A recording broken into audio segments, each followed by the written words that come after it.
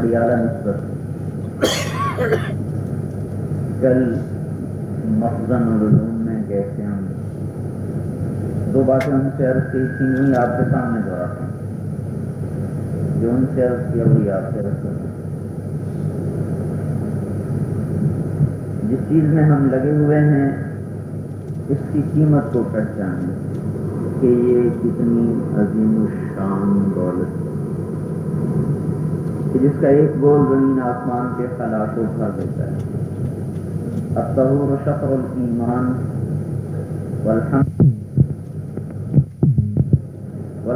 سبحان اللہ والحمد للہ تملأان او قال تملأ ما بین السماء والارض. کیا فرمایا آپ نے؟ سبحان اللہ اور الحمدللہ یہ زمین آسمان کے درمیانی خلا کو بھر دیتا ہے. اجر و ثواب. زمین آسمان کا جو درمیانی خلا ہے یہ اتنا لمبا چوڑا ہے کہ اگر 1 ارب سال روشنی کی رفتار سے کوئی جہاز اڑایا جائے تو بھی اس خلا کے فاصلے کو وہ ناپ نہیں سکتا. اور اس جہان میں اس خلا میں 3% تو روشن ہے، 97% روشن نہیں. یہ زمین سے لے کر آسمان تک جو خلا ہے اس میں 3% میں روشنی ہے. اس میں یہ ستارے نظر آتے ہیں اوپر تک سیارے ہیں. 97% میں روشنی کوئی ہے. اس میں اندھیرا ہے، پتہ ہی نہیں چلتا. روشنی آتی نہیں، کوئی اندازہ نہیں کیا ہے. یہ جو نظر آ رہا ہے 3%، یہ اتنا لمبا چوڑا ہے کہ اس میں جو دیکھی گئی ہیں 5 ارب کہکشائیں دیکھی گئی. کہکشاں ستاروں کے مجموعے کو کہکشاں کہتے ہیں اور وہ جو گنی گئی ہیں وہ 5 ارب ہیں. اور ایک ایک کہکشاں میں 10 خرب سیارے ہیں اور اس میں کروڑوں اربوں سیارے ایسے ہیں کہ اگر ہمارا نظام شمسی سے کیا مراد ہے؟ جو سورج ہے اس کے گرد 9 ستارے گھوم رہے ہیں ان کو نظام شمسی کہتے ہیں. یہ سورج ہے اور پھر یہ زمین ہے اور یہ چاند ہے اور اس طرح یہ سورج سے لے کر جو آخری ستارہ یوں گھوم رہا ہے اس کا نام ہے پلوٹو. اس کا اور سورج کا فاصلہ 7.5 ارب میل ہے. 7.5 ارب میل. تو یہ ہمارا نظام شمسی کتنا پھیلا ہوا ہے؟ 7.5 ارب میل میں پھیلا ہوا ہے. تو اس خلا میں اتنے ایسے کروڑوں سیارے موجود ہیں کہ اگر ہمارا پورا نظام شمسی کسی ایک سیارے میں رکھ دیا جائے، ایک نہیں ایسے سینکڑوں نظام شمسی ایک سیارے میں اس طرح آ جائیں گے آسانی سے جیسے میں اور آپ اس مسجد میں آسانی سے بیٹھے ہوئے اور پیچھے ساری مسجد خالی پڑی ہوئی. اور سب سے دور ستارہ اس کی روشنی کو زمین پر آنے میں 14 خرب سال لگتے ہیں. 14 خرب سال. اور روشنی کی رفتار کیا ہے؟ 1,86,000 میل 1 سیکنڈ میں کرتا ہے. 1 سیکنڈ میں 1,86,000 میل. اچھا اب آپ اندازہ کریں 1 منٹ میں تو کیا 1,86,000 میل. ٹھیک ہے. تو 1 منٹ میں وہ کتنا ہوا؟ 60 گنا. پھر 1 گھنٹے میں اس کا 60 گنا. پھر 24 گھنٹے میں. پھر اس کے بعد 1 مہینے میں. پھر 1 سال. پھر 100 سال. پھر 1000 سال. پھر لاکھ سال. پھر کروڑ سال. پھر ارب سال. پھر خرب سال. پھر 14 خرب سال. 14 خرب سال روشنی 1,86,000 میل فی سیکنڈ کی رفتار سے سفر کرے تو وہ وہاں سے زمین پہ پہنچتی ہے. اور ابھی اور اوپر ہے. یہ تو دیکھا گیا نا، آسمان پائی تک دیکھا نہیں گیا. تو سبحان اللہ والحمدللہ اس تمام خلا کو اجر و ثواب سے بھر دیتا ہے. تو یہ پورا قرآن، حدیث، تفسیر، فقہ، ادب. تو بھائی ایک بول بھی سارا کائنات ایک بول کی قیمت نہیں بن سکتا. ابھی ہم اس کی قدر کرنے والے بنے. یہ جو آج پوری فضا میں علم کی ناقدری ہوئی ہے، علماء کی ناقدری ہوئی ہے، یہ پہلے پہل ہم سے ہوئی کہ ہم نے اپنے علم کی پہلے ناقدری کی. جب گھر والا ہی اپنی چیز کو باہر پھینک دے تو باہر کے لوگ تو اس کو ٹھوکریں ماریں گے, کوئی توڑے گا, کوئی اٹھائے گا, کوئی پھینکے گا, کوئی کھیلے گا. جب گھر والا اس کی حفاظت کر رہا ہو تو دوسرا تھوڑا اس پہ نگاہ اٹھاتا ہے. تو پہلے ہم نے, مدرسے والوں نے, پہلے ہم نے علم کی ناقدری کی, ہم نے اس کو اس کی عظمت کے ساتھ نہیں لیا. لو انزلنا هذا القرآن على جبل لرأيته خاشعا متصدعا من خشية الله. یہ وہ کلام ہے کہ اگر پہاڑ پر اترتا تو اس کے ٹکڑے ٹکڑے ہو جاتے. ہم اس کو تقوی کے ساتھ نہیں لے رہے, ہم اس کو گناہوں سے بچ کر اس کو نہیں لے رہے, اللہ پر توکل اور اعتماد کے ساتھ اللہ کی پسندیدہ زندگی کو اختیار کرتے ہوئے نہیں لے رہے. جس کو ہم ناقدرے ہوئے ہیں, ہماری طرف سے ناقدری ہوئی تو ادھر سے بھی ناقدری ہوگی. سارے آسمانی علوم کا خلاصہ قرآن پاک ہے, تورات کا, زبور کا, انجیل کا اور سارے صحیفوں کا. کیا آپ نے ارشاد فرمایا, اعطیت المثانی مکان التورات, اللہ تعالیٰ نے مجھے تورات کے بدلے میں سورۃ فاتحہ عطا فرمائی. کتنی بڑی کتاب ہے تورات, ایک سورۃ کا اس کا بدل ہے. والمائدہ مکان الانجیل, انجیل کے بدلے میں اللہ تعالیٰ نے مجھے سورہ مائدہ عطا فرمائی. والحوامیم مکان الزبور, اللہ تعالیٰ نے زبور کے بدلے میں مجھے حوامیم عطا فرمائی, وہ صورتیں جو حامیم سے شروع ہوتی ہیں. وفضلت بالمفصلات, اور مفصلات کے ذریعے سے مجھے فضیلت دی گئی ہے. وأعطیت خواتیم سورۃ البقرہ, اور مجھے سورہ بقرہ کا آخر دیا گیا ہے, آمن الرسول سے. وکانت من کنوز العرش, جو اللہ کے عرش کے خزانوں میں سے تھا یہ کلام. وخصصت بہا دون الانبیاء, اور اللہ نے نبیوں میں سے میرے ساتھ اس کلام کو خاص کیا, اور کسی نبی کو یہ کلام نہیں عطا کیا. پہلے نبی کی کتابیں اتری, آسمان کے دروازے نہیں بند ہوئے نا, کھلے میں. انا کنا نقعد منها مقاعد للسمع, جب اللہ تعالیٰ نے قرآن کو اتارنے کا ارادہ کیا تو پھر کیا ہوا, وجدناها ملیت حرسا شدیدا وشہبا, وہاں تو جی بڑے بڑے پہرے لگ چکے ہیں. وہ بڑے شیطان کو آ کے چھوٹے شیطان بتانے لگے کہ وہاں تو پہرے لگ چکے ہیں. فمن یستمع الآن یجد له شہابا رصدا, اب جو ہم قریب جاتے ہیں تو زور سے چنگاری پڑتی ہے, انگارہ پڑتا ہے, برج پڑتا ہے. پتہ نہیں کیا اللہ تعالیٰ کی طرف سے کوئی نظام وجود میں آ چکا ہے, ہمیں اب آسمان کے دروازوں کے قریب کو نہیں جانے دیتا.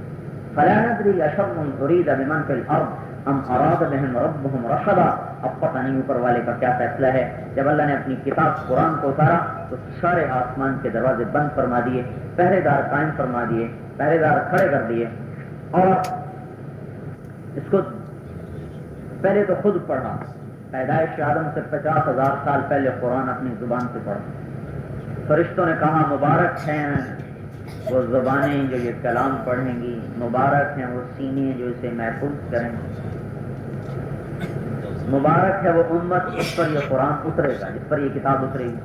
پھر اس کو دوبارہ لوح محفوظ پہ لکھوایا, پھر اس کو سہبارہ لکھوا کر پہلے آسمان پہ اتارا, انا انزلناہ فی لیلۃ القدر.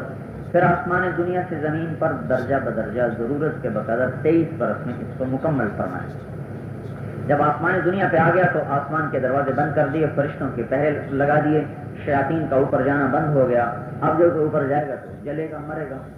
پھر اللہ تبارک و تعالیٰ نے اس اعزاز کے ساتھ اس قرآن کو اتارا ہے. پہلی کتاب تو ایک دم آ گئی, ایک دن میں آ گئی, لیکن اللہ پاک نے اس کلام کی شان کے مطابق سورہ انعام قرآن کی ایک سورت ہے, بڑی صورتوں میں سے وہ صورت ہے جو اکٹھی اتری.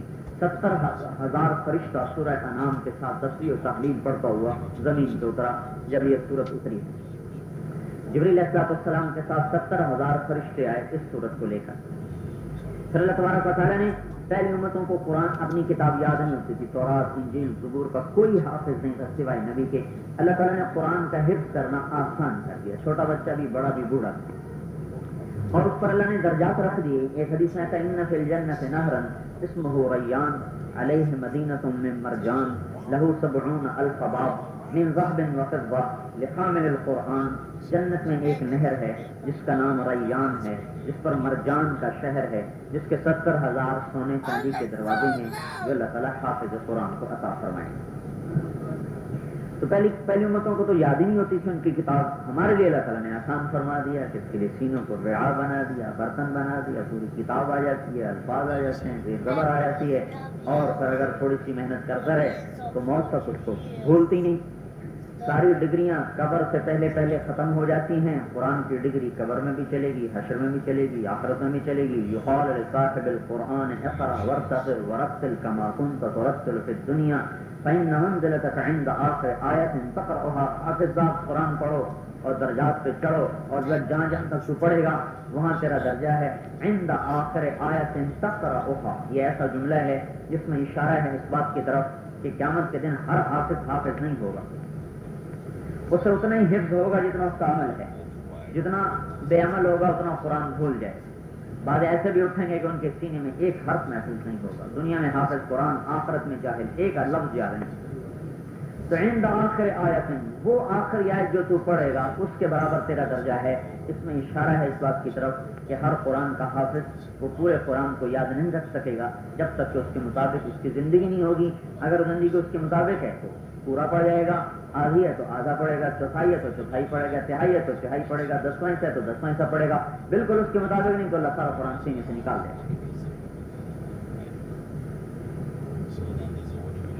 گا۔ ان للہ اہلین من الناس، اللہ کے کچھ گھر والے ہیں، کچھ خاص لوگ ہیں۔ قیل من هم یا رسول اللہ، یا رسول اللہ وہ کون لوگ ہیں؟ آپ نے فرمایا اہل القرآن اہل اللہ وخاصتہ، قرآن والے ہیں جو اللہ کے گھر والے ہیں، اللہ کے خاص لوگ ہیں، اللہ کے قریب لوگ ہیں۔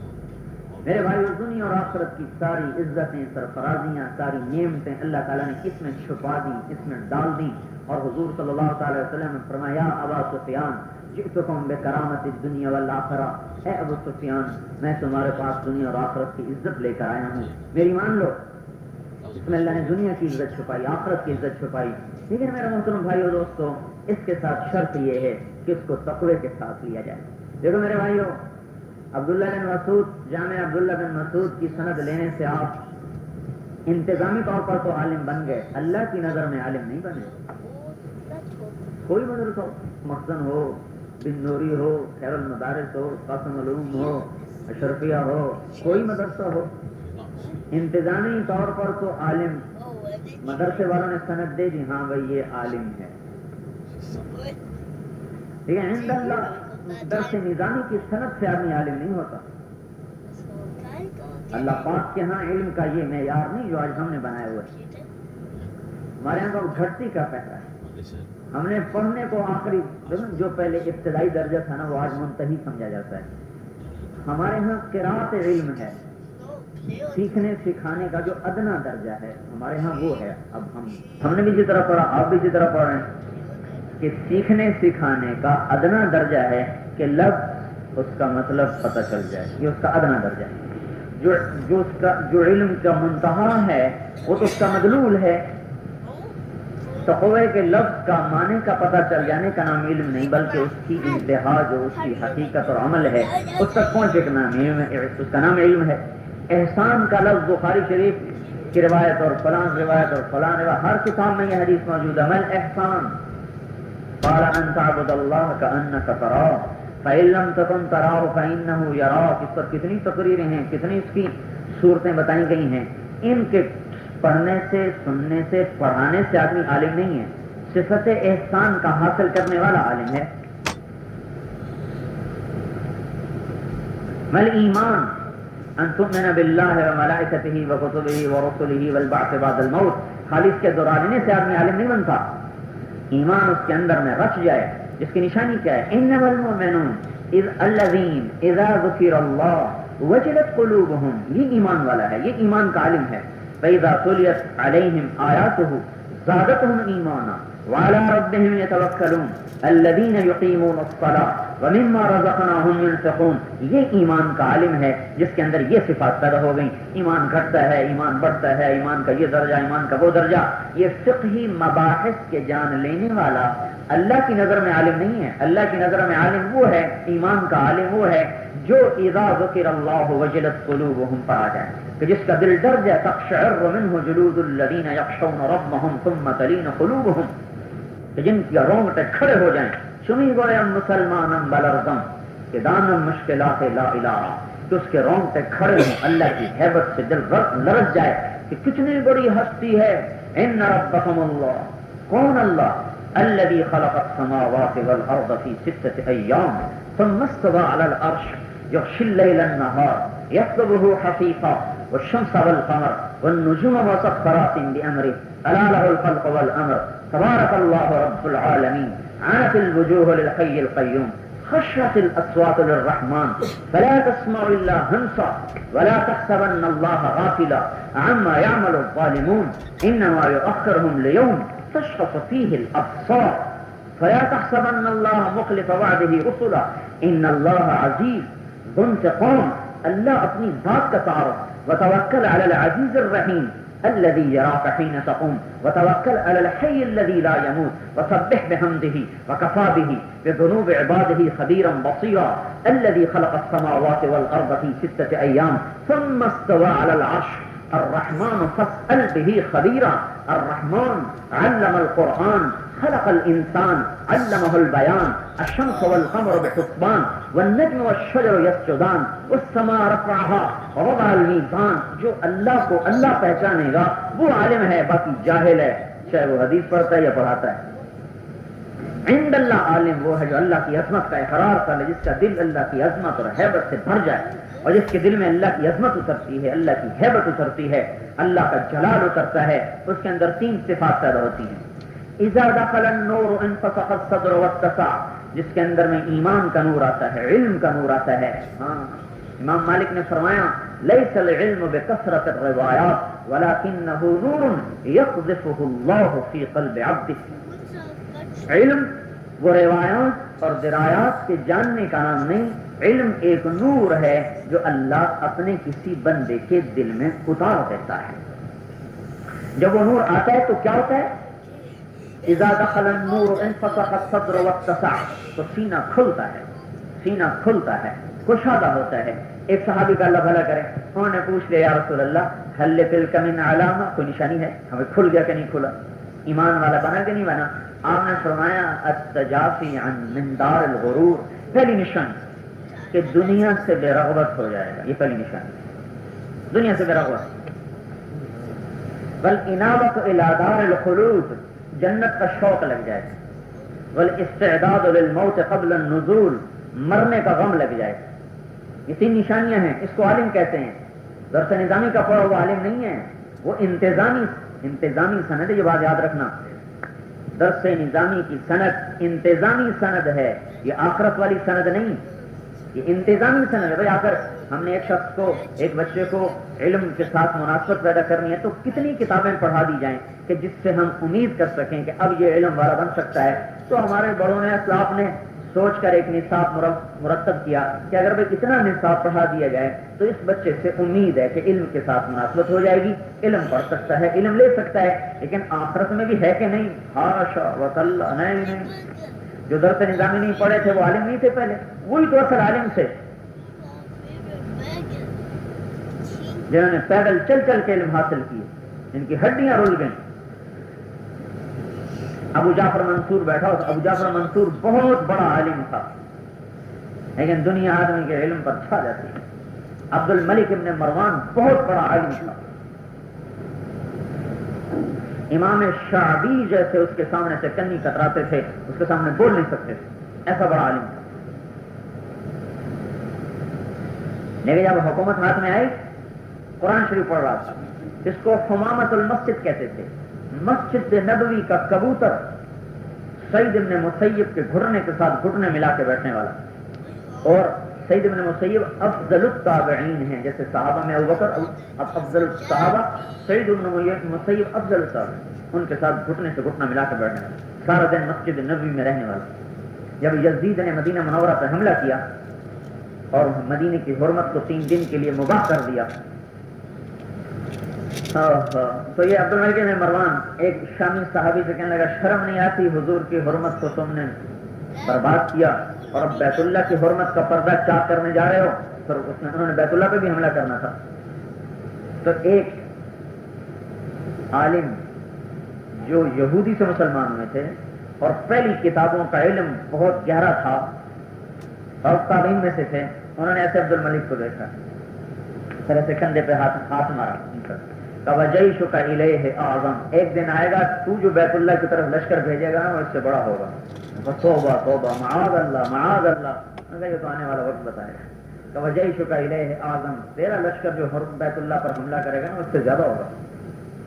اور اس واقعے کی کتنے سال بعد، 10 سال بھی نہیں گزرے کہ عبداللہ ابن زبیر رضی اللہ تعالیٰ عنہ کے خلاف اس ظالم نے حجاج ابن یوسف کو بھیجا ہے، بیت اللہ جل گیا، کتنے قتل ہوئے، عبداللہ ابن زبیر رضی اللہ عنہ کو سولی پہ لٹکا دیا گیا۔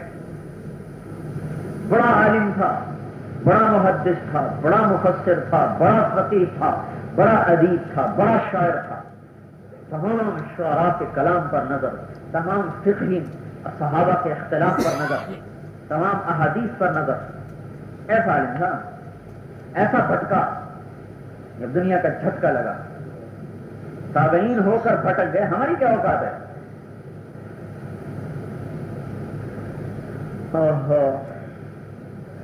قرآن شریف پڑھ رہا تھا تو مروان کا انتقال ہو گیا، اس کا جو باپ تھا مروان کی روایات امام بخاری نے لیے ہیں، جس نے مسلمانوں کے خون کی ندیاں بہا دی جب حکومت ہاتھ میں آئی۔ اور ضحاک ابن قیس رضی اللہ تعالیٰ عنہ کا قاتل،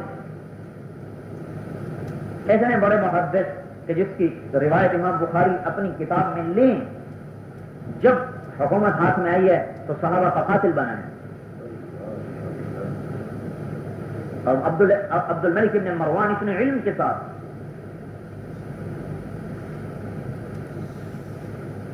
وہ واقعہ لکھا ہے نا کہ عبد الملک نے امام شابی کو کیسر کے پاس بھیجا تو ان کے علم سے اتنا متاثر ہوا تو اس کو حسد ہوا کہ جس آدمی کے مشیر ایسے لوگ ہوں گے وہ آدمی کتنی انتظام کے ساتھ حکومت کرے گا، انہیں کسی طرح اس کو قتل ہو جانا چاہیے۔ تو اس نے پرچے میں لکھا کہ عجیب ہے، عرب بھی عجیب ہے کہ اس جیسے آدمی کو چھوڑ کر کسی اور کو خلیفہ بنایا ہے، پتا یہ خط میرا عبد الملک کو دے دینا۔ انہوں نے تو نہیں پڑھا، ایسی بند خط لے کر عبد الملک کے پاس آ گئے۔ عبد الملک نے پڑھا تو ان کو واپس بلوایا، کہا تمہیں پتا بھی اس میں کیا لکھا ہے؟ کہا جی نہیں مجھے نہیں پتا۔ کہا اس میں تیرے قتل کی ترغیب لکھی ہوئی ہے کہ تجھے قتل کر دوں؟ کہا جی وہ کیسے؟ کہا اس میں یہ لکھا ہے کہ کیسے عجیب لوگ ہیں عرب کہ شادی کو چھوڑ کے کسی اور کو خلیفہ بنایا ہوا ہے، اس نے مجھے تیرے خلاف ابھارا ہے کہ یہ آدمی اتنا قابل ہے کہ کل کو خلیفہ بن سکتا ہے، تو لہٰذا اس کی میں گردن اڑا دوں۔ وہ مجھے تیرے مشوروں سے محروم کرنا چاہتا ہے۔ جب کیسر کو اس بات کا پتہ چلا، کہنے لگا میں عبد الملک کی عقل کو تسلیم کرتا ہوں، واقعی میں یہی چاہتا تھا کہ یہ قتل ہو جائے۔ نہیں جب حکومت ملی تو قرآن شریف پڑھ رہا تھا تو انہوں نے کہا امیر المؤمنین کا بالخلافہ، آپ کو خلافت مبارک ہو، تو قرآن بند کیا اور کیا کہا؟ ھذا فراق بینی و بینک، آج کے بعد تیرا میرا راستہ جدا ہو گیا۔ ھذا فراق بینی و بینک، میں ہوں کیا کروں؟ جب عبد الملک جیسے حکومت لے کے برباد ہو گئی، آج کے علماء حکومت لے کے صحیح حکومت چلا سکیں گے؟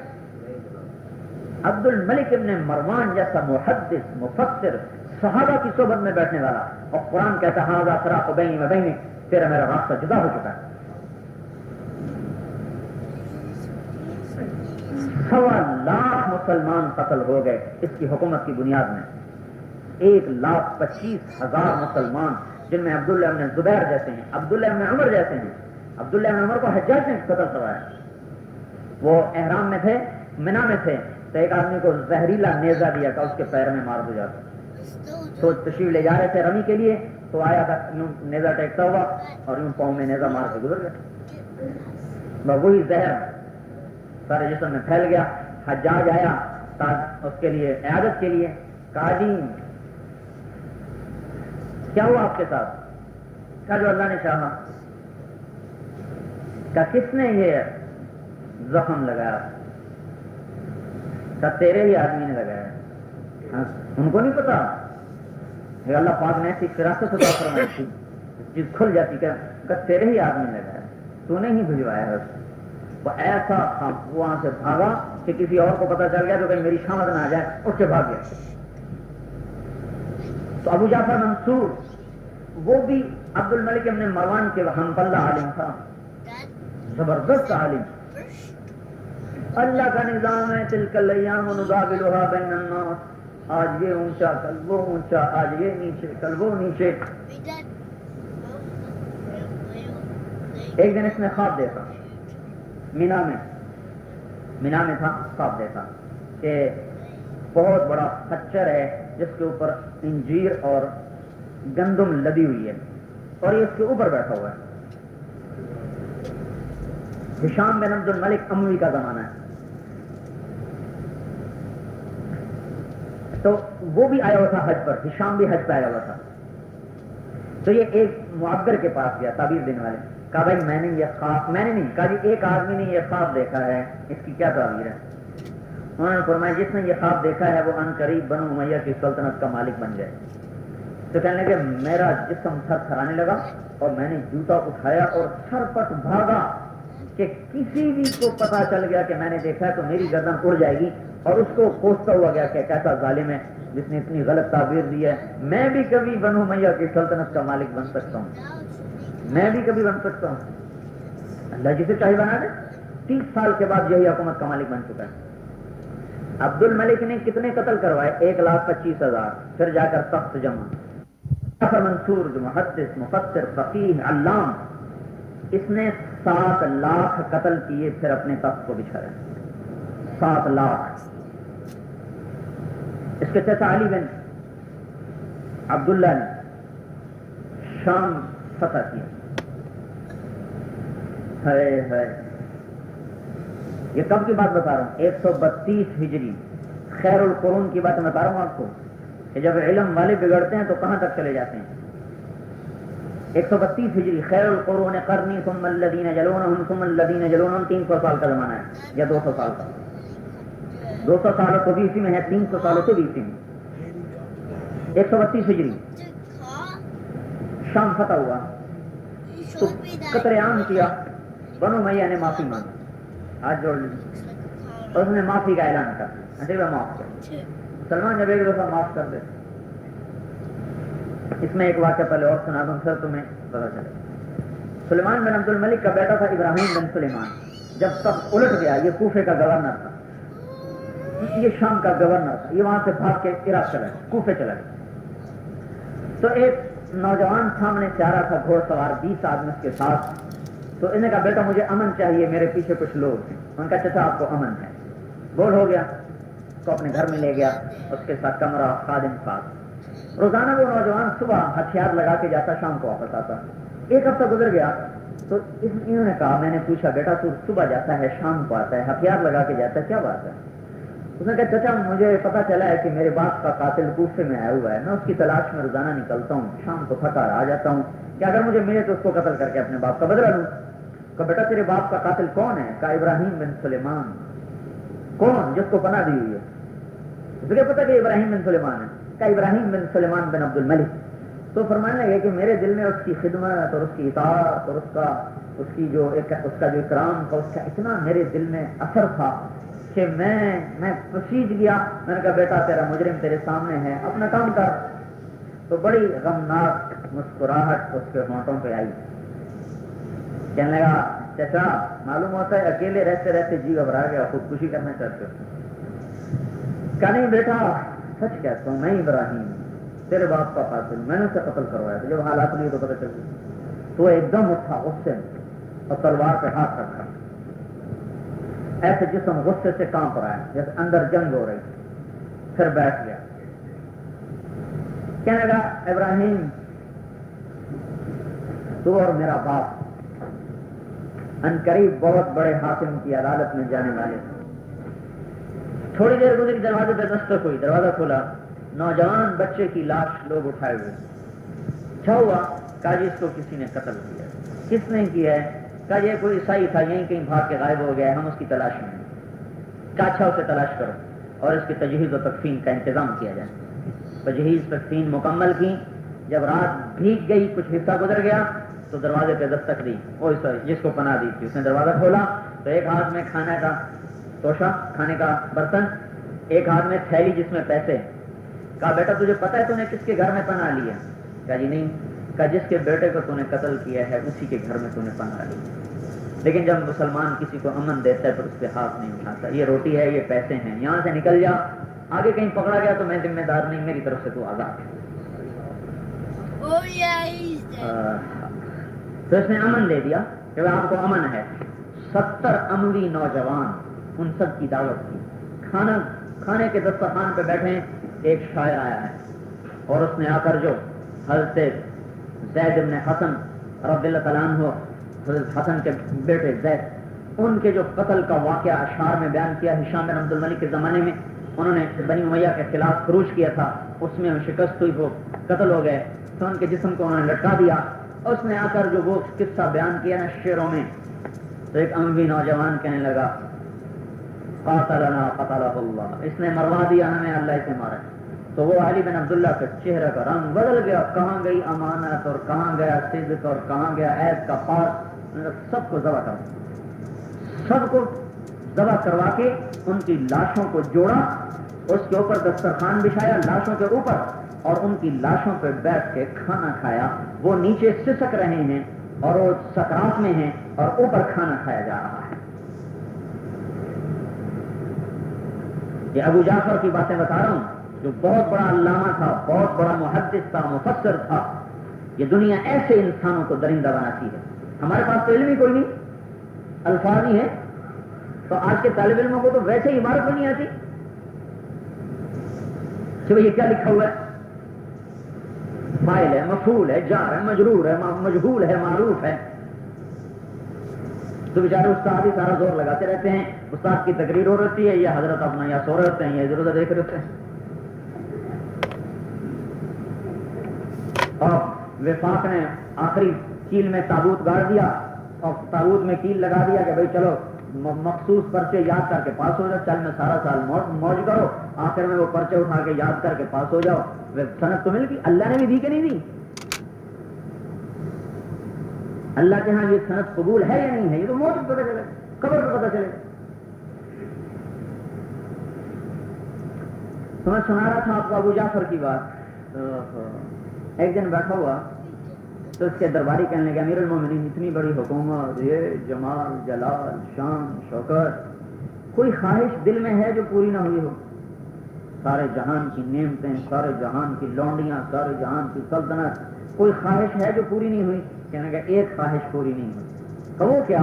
کہا میں نے علم بڑی محنت سے حاصل کیا تھا, آگے مجھ سے کسی نے نہیں دیا, کاش میرے علم کا سلسلہ بھی چل جاتا. یہ درباری تو بڑے خوشامی لوگ ہوتے ہیں, اگلے دن قلم دباتے لے کر کاغذ لے کر آ گیا, امیر المومنین حدثنا, امیر المومنین ہمیں سناؤ, ہم طالب علم, آپ محدث, جیسے محدث ویسے طالب علم. میں کہا ہمیں سنائیے, ہم سنتے ہیں.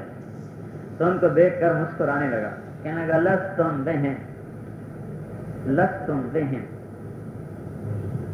انما هم الدنسة ثيابهم, المشققة ارجلهم, الطويلة شعورهم, رواد الآفاق, قطاع المساقات, تارة باليمن, تارة بالحجاز, تارة بالشام, تارة بالعراق, أولئك نقلة الحديث. لستم بهم, لستم بهم کا ترجمہ بتا کیا؟ یہ منہ اور مسور کی بات. ہمارا اردو میں نہیں محاورہ کہ بھائی تم اس قابل نہیں, وہاں یہ بولا جاتا ہے یہ منہ اور مسور کی دال. اس کا شان نزول بھی بتاؤں, یہ منہ اور مسور کی دال. شاہ عالم ثانی مغلوں کا آخری بادشاہ ہے, شاہ عالم ثانی, اس پر انگریزوں نے قبضہ کر لیا. 1857 میں تو پھر وہ بہادر شاہ کو دوبارہ بنایا, لیکن مغل حکومت شاہ عالم ثانی پہ ختم ہوئی.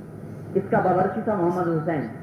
جب وہ ختم ہو گئی حکومت تو ریاست بہاولپور میں بڑی طاقتور حکومت تھی, تو ریاست بہاولپور کے نواب کے پاس آیا نوکری کرنے کے لیے. راستے میں رنجیت سنگھ کی حکومت لاہور میں, وہاں سے ملاقات ہوئی. کہاں جا رہے ہو؟ کہا جی بہاولپور جا رہا ہوں نوکری کرنے.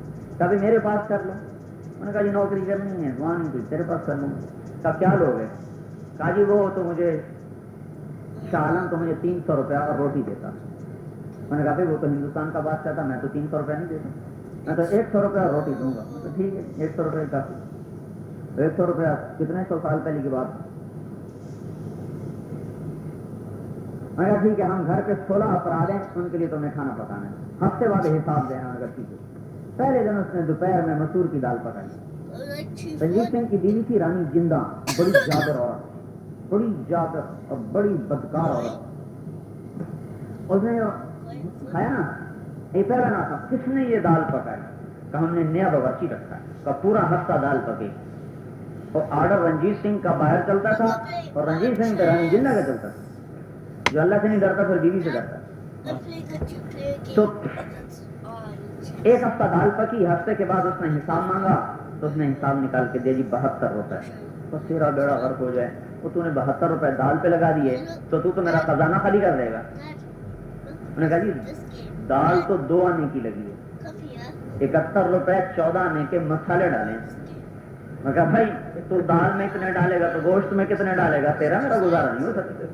मैंने कहा जी फिर इससे कम दर्जे की मैं भी नहीं पका सकता, मैं मुगलों का बावर्ची हूँ। मैंने कहा ठीक है भाई तो अपना रास्ता ले। मैंने कहा ठीक है जी। वो फिर इधर बहावलपुर की तरफ चल पड़ा।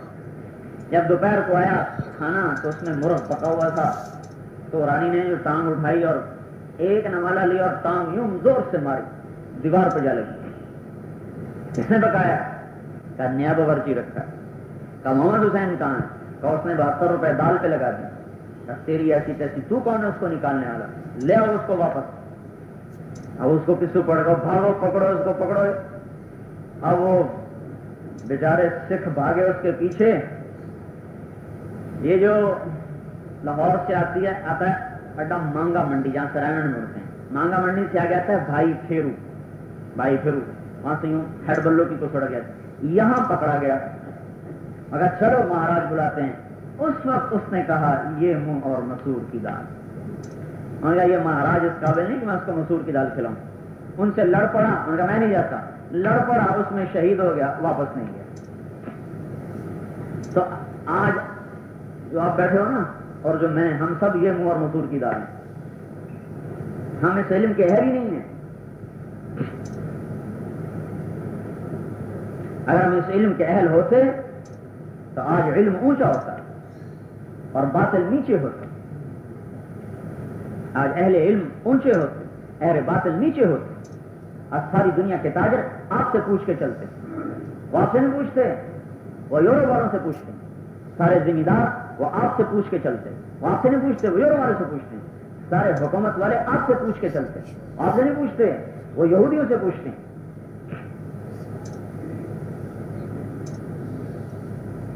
मौलाना अहमद अली साहब लाहौरी रहमतुल्लाह अलैह के पास आया अमीर मोहम्मद खान। अमीर मोहम्मद खान जो था अपने वक्त का हज्जाज इब्न यूसुफ था।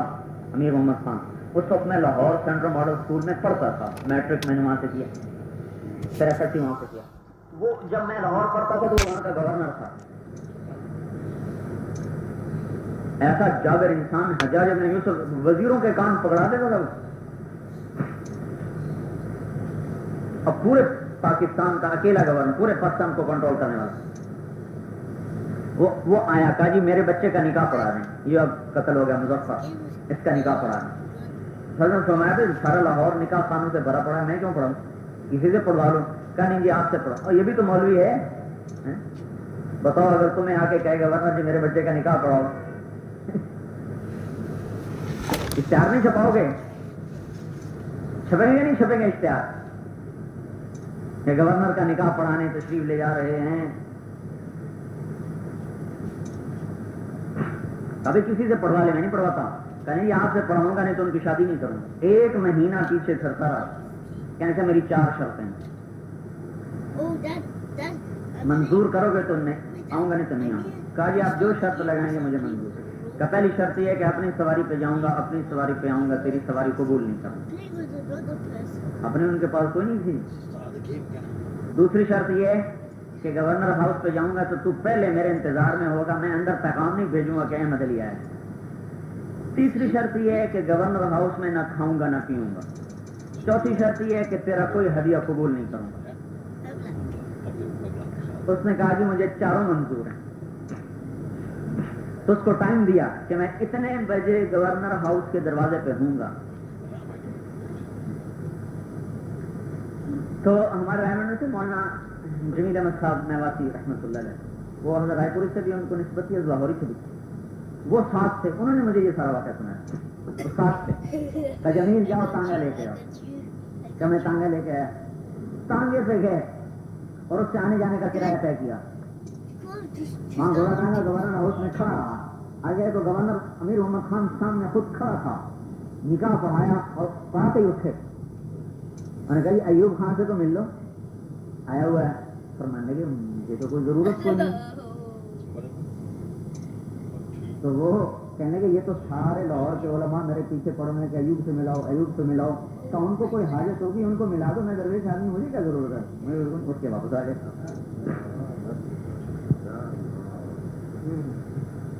اچھا بھائی یہ سارا کچھ کیسے ہوا, اگلی سنو. مولانا عبید اللہ انور صاحب رحمۃ اللہ علیہ, اب یہ میں نے ان سے سنا براہ راست. مولانا عبید اللہ انور صاحب رحمۃ اللہ علیہ کہ 16 برس ہمارے گھر میں فاقہ رہا ہے. 16 سال ہمارے گھر میں فاقہ رہا. اور والد صاحب شام کو جاتے تھے سبزی منڈی میں, اور جو پتے وہاں پڑے ہوتے تھے اور ڈنٹل پڑے ہوتے تھے, ایسے جو توڑ کے نہیں پھینک دیتے وہاں, وہ جو ضرورت پڑے ہوتے تھے وہ اٹھا کے لاتے تھے. اس کو دھو کے پاک کر کے صاف کر کے وہ ابال کے ہم کھایا کرتے تھے. ایسے نہیں قرآن کھلتے. 16 برس گھر میں فاقہ رہا. اور فرمانے لگے ختم نبوت کی تحریک میں جب آیا نا گرفتار کرنے کے لیے ڈی ایس پی, اور اس نے اندر کر کے تلاشی لینی چاہی, تو پورے گھر میں نہ نمک تھا, نہ مرچ تھی, نہ آٹا تھا, نہ دال تھی. تو وہ ڈی ایس پی رونے لگا, گرفتار کرنے کے لیے آیا ہے اور وہ رو رہا ہے. کہا حضرت آپ زندہ کیسے رہتے ہیں؟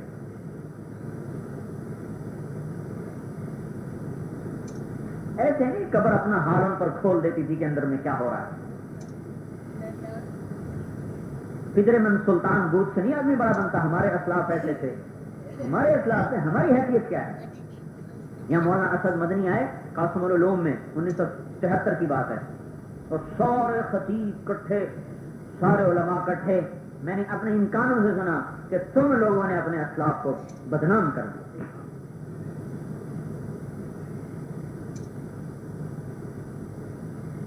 پھر ایک واقعہ سنایا بڑا عجیب و غریب, تم تو ان بریلیوں کو گالیاں نکالتے ہو.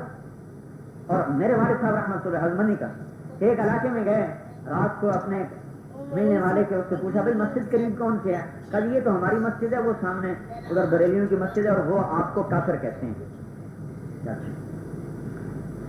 تہجد میں اٹھ جاتے تھے. کہا ہم تو سارے مسجد میں گئے, آگے حضرت مسجد میں کوئی نہیں. پریشان بھی کہاں گئے, حضرت سیدھے اس مسجد میں گئے, اس کے پیچھے جا کے نماز پڑھی, پھر اس سے سلام کیا نماز پڑھا. کہا جی میرا نام حسین احمد ہے, دیوبند سے آیا ہوں, میں نے سنا آپ کو میرے بارے میں کوئی اشکال ہے, تو بندہ خود حاضر ہے, کوئی ہو تو میں خود حاضر ہوں, تاکہ آمنے سامنے بات ہو کے بات صاف ہو جائے, آپ کو کوئی اشکال نہ رہے, مجھے بھی نہ رہے. تو وہ اس کی آنکھوں سے ٹپ ٹپ آنسو. کہا جی ہم ہی مجرم ہیں, آپ صاف ہیں. اب حضرت کی تلاش ہو رہی ہے, اور تھوڑی دیر دیکھا کہ حضرت امام صاحب سمیت اپنے ڈیرے پہ مہمان اور اپنے اس کے ڈیرے پہ تشریف لا رہے ہیں.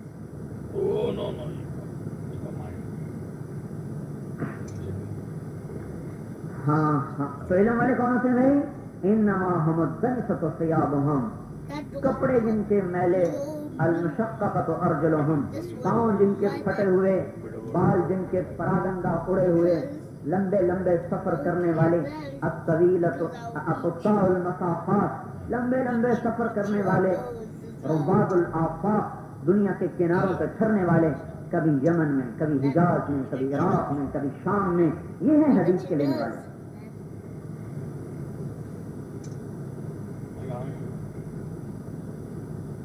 تو اصل ناقدری تو ہم سے شروع ہوئی. اللہ رحمۃ اللہ علیہ کے ہاں دورہ تفسیر ہوتا, اس میں صرف علماء آتے تھے, غیر عالم نہیں آتا.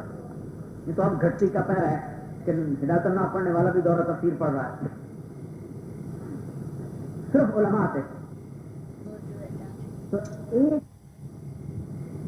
تو ایک دفعہ ایک عالم ایک ساتھ اور ساتھی کو لے کر چلے گئے رنگ محل. وہاں بازار کا ماحول ہے، ادھر ادھر آنکھیں اٹھ گئیں، کسی غیر محرم پہ نگاہ پڑی، کسی عورت پہ نگاہ پڑی، کسی چیز پہ نگاہ پڑی. تو آ کے جب درس میں بیٹھے تو ان کو دیکھا، صبح اٹھ جاؤ تمہاری آنکھوں سے زنا ٹپک رہا، اٹھ جاؤ تمہاری آنکھوں سے زنا ٹپک رہا. تم کیا قرآن سیکھو گے، کیا قرآن پڑھو گے؟ نکال دیا ان کو، دور سے نکال دیا، نکل جاؤ تمہاری آنکھوں سے زنا ٹپک رہا. کفا بالمرء علما ان یخشى اللہ، عالم وہ ہوتا ہے جو اللہ سے ڈرے. کفا بالمرء جاہلا ان یعجب بنفسه، جاہل وہ ہوتا ہے جو عجب میں مبتلا ہو جائے، وہ جاہل ہے. کفا بالمرء علما ان یخشى، وہی عالم ہے جو اللہ سے ڈرے. امن هو قانت آناء الليل ساجدا وقائما يحذر الآخرة ويرجو رحمة ربه قل هل يستوي الذين يعلمون والذين لا يعلمون انما يتذكر اولو الالباب. اللہ نے علم والوں کی کیا صفات بیان کی ہیں؟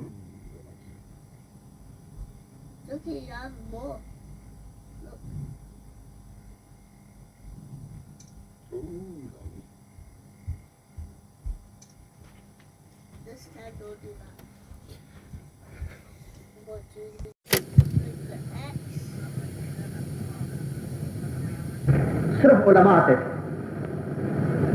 تو ایک دفعہ ایک عالم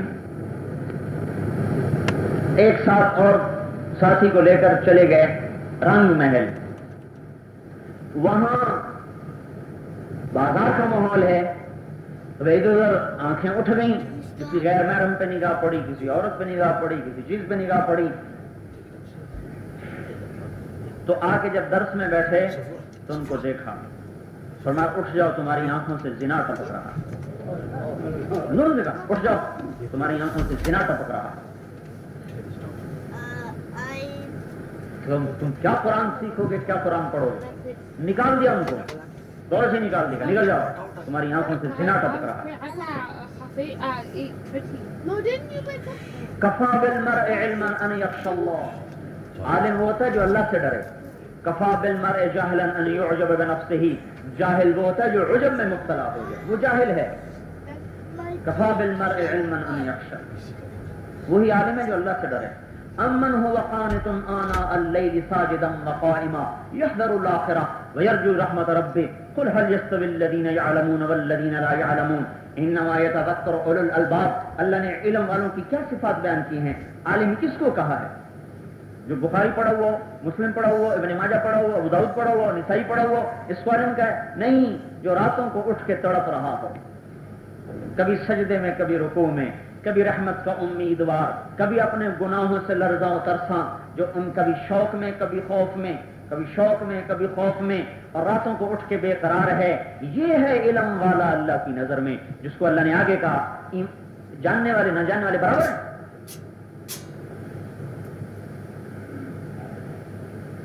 افمن يعلم انما انزل اليك من ربك الحق كمن هو اعمى انما يتذكر اولو الالباب الذين يوفون بعهد الله ولا ينقضون الميثاق والذين يصلون ما امر الله به ان يوصل ويخشون ربهم ويخافون سوء الحساب والذين صبروا ابتغاء وجه ربهم واقاموا الصلاة وانفقوا مما رزقناهم سرا وعلانية ويدرؤون بالحسنة السيئة اولئك لهم عقبى الدار. یہ ہیں عالم جن کو اللہ تعالیٰ عالم کہہ رہا ہے.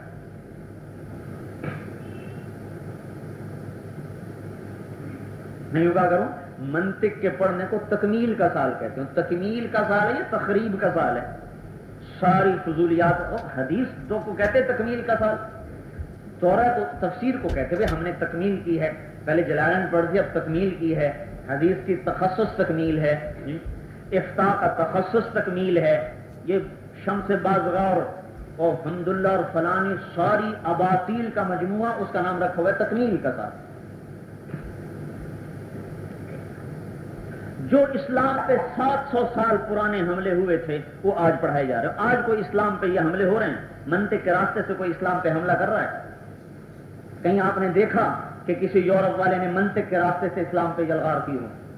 آج کی یلغار فحاشی کے راستے سے. اوریانی کے راستے سے، اخلاق سوزی کے راستے سے ہے، حیا سوزی کے راستے سے ہے۔ آج کی جلغار منطق فلسفہ نہیں ہے۔ ہم 700 پرانے اعتراضات کے جواب کے لیے تو تیار کرتے ہیں، آج جو ایمان پہ حملہ ہو رہا ہے اس کے لیے ہم اپنے بچوں کو تیار نہیں کرتے۔ کوئی ایسا تقوی والا ہو کے نکلے کہ جیسے حضرت علی نے فرمایا یہ نفس و شیطان کی ہوائیں، ہم تن کے نہیں کہ ہمیں اڑا کے لے جائیں، ہم پہاڑ ہیں جو ہم سے سر ٹکرا کے اپنا سر پھوڑ کے واپس چلی جائیں گی، ہمارا کچھ نہیں بگاڑ سکتا، ان کا اپنا سر پھوٹے گا، ہمارا کچھ نہیں بگڑے گا۔ نحن الجبال الراسیات، ہم جمے ہوئے گڑے ہوئے پہاڑ ہیں۔ جب علم کا نور آتا ہے تو 3 نشانیاں میں نے کیا بتائی تھی؟ التجافی عن دار الغرور، دنیا کی بے رغبتی۔ سالم بن عبداللہ بن عمر، حضرت عبداللہ بن عمر کے پوتے، حضرت عمر کے پڑپوتے بیت اللہ کا طواف کر رہے تھے، اور اب امیر المومنین ہشام بن عبد الملک بھی طواف کر رہا تھا۔ تو ہشام نے کہا سالم کوئی ضرورت ہو تو بتا۔ کہنے لگے اللہ کے گھر میں اللہ کے غیر سے مانگوں؟ اس لیے مجھے اس جھولی سے سخت اختلاف ہے جو جمعے کی نماز کے بعد جھولی چلتی ہے نا، اللہ کے گھر میں مخلوق کے سامنے ہاتھ پھیلانا، بھائی ان کو ویسے اپنی ضرورت بتا دو کہ بھی مسجد کو اس چیز کی ضرورت ہے، اب کوئی دے نہ دے نہ دے۔ اللہ کے گھر میں ممبر سے تو اللہ کی عظمت بیان ہوئی، آخرت بیان ہوئی، رسالت بیان ہوئی، جنت بیان ہوئی، دوزخ بیان ہوئی، اور اس کے بعد جھولی چل پڑی۔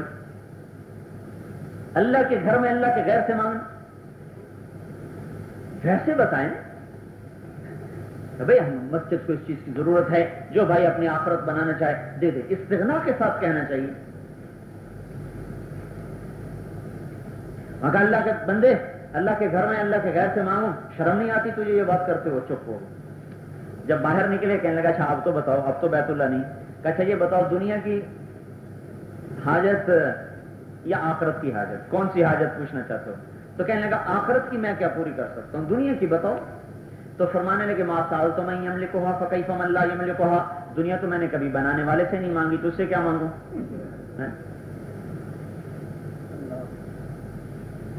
تو میرے بھائیوں ہم اپنے علم کی قدر کریں، اللہ نے بڑی اونچی نسبت سے نوازا ہے۔ دیکھو آپ عالم کا سونا اور عابد کا عبادت کرنا برابر نہیں، اس کا سونا افضل ہے، لیکن کون سا عالم؟ جو عند اللہ عالم ہو، عالم کے قلم کی سیاہی وَالنِّدَادُ مَا تَجْرِي بِهِ أَقْلَامُهُمْ أَزْكَىٰ وَأَفْضَلُ مِن دَمِ الشُّهَدَاءِ، وہ قلم کی سیاہی جو ان کے قلم سے نکلتی ہے وہ شہید کے خون سے زیادہ افضل ہے۔ کس کی؟ عالم کی، جو عند اللہ عالم ہے۔ جو میری آپ کی نظر میں عالم ہے اس کی بات نہیں، جو عالم ہے۔ قیامت کے دن اعلان ہوگا این الفقہاء این الائمہ این المؤذنون، علماء کہاں ہیں؟ امام مسجد کہاں ہے؟ مؤذن کہاں ہے؟ ان تینوں کو باہر لاؤ، یہ تینوں باہر آئیں گے، ان کے لیے موتیوں کا ممبر بچھاؤ، ان کو موتیوں کے ممبر پر بٹھایا جائے گا، پھر باقیوں کا حساب ہوگا۔ اللہ ان سے فرمائے گا تمہارا حساب نہیں، ان سے لے لیں گے۔ مؤذن کو قبر کا کیڑا نہیں کھا سکتا، ان المؤذن لا یدبد فی قبرہ، مؤذن کو قبر میں کیڑوں کی غذا نہیں بنایا جاتا۔ جب مؤذن کو قبر کی مٹی ہاتھ نہیں لگا سکتی تو محدث ہو، مفسر ہو، فقیہ ہو، مفتی ہو، اس کو کیسے کیڑوں کی غذا نہیں بنایا جاتا؟ جب مؤذن کو قبر کی مٹی ہاتھ نہیں لگا سکتی تو محدث ہو، مفسر ہو، فقیہ ہو، مفتی ہو، اس کو کیسے قبر کی مٹی ہاتھ لگائے گا؟ لیکن وہ ہو جو عند اللہ ہے، وہ نہیں جو میری آپ کی نظر میں۔ آج تو جو سند لے لے وہ عالم ہے۔ تو بھائی اللہ کے سامنے جواب دینا ہے، مر جانا ہے میرے بھائیوں، جہان چھوڑ جانا ہے۔ مخلوق کو دھوکہ دے سکتے ہیں، خالق کو دھوکہ نہیں دے سکتے۔ اپنے علم کے ساتھ انصاف کرو بھائی، ایسا پڑھو جیسا پڑھنے کا حق، ورنہ چھوڑ جاؤ، کوئی ضرورت نہیں۔ عالم بننا کوئی فرض ہے؟ فرض علم سیکھنا فرض ہے، اور تفصیلی علم سیکھنا مستحب ہے۔ فرض علم کا سیکھنا فرض، واجب علم کا سیکھنا واجب، سنت کا علم کا سیکھنا سنت، مستحب علم کا سیکھنا مستحب۔ تو جو علم کا درجہ فرض ہے وہ تو ہر ایک نے سیکھنا ہے، چاہے مدرسے میں ہے چاہے مدرسے سے باہر ہے، لیکن اگر اسے پورا علم سیکھنا ہے تو علم کے آداب کو زندہ کر، ورنہ محروم ہو جائے گا، پھر اوروں کی گمراہی کا ذریعہ بن جائے گا۔ تو بھائی وہ تقوی کے ساتھ آتا ہے، توکل کے ساتھ آتا ہے، جنت کا شوق، دوزخ کا خوف، حیا، پاک دامنی، نظر کی حفاظت، کان کی حفاظت، زبان کی حفاظت. ایک نظر غلط پڑ جائے دل میں سہمیوں کی تہ چڑھ جاتی ہے. ایک غلط نظر.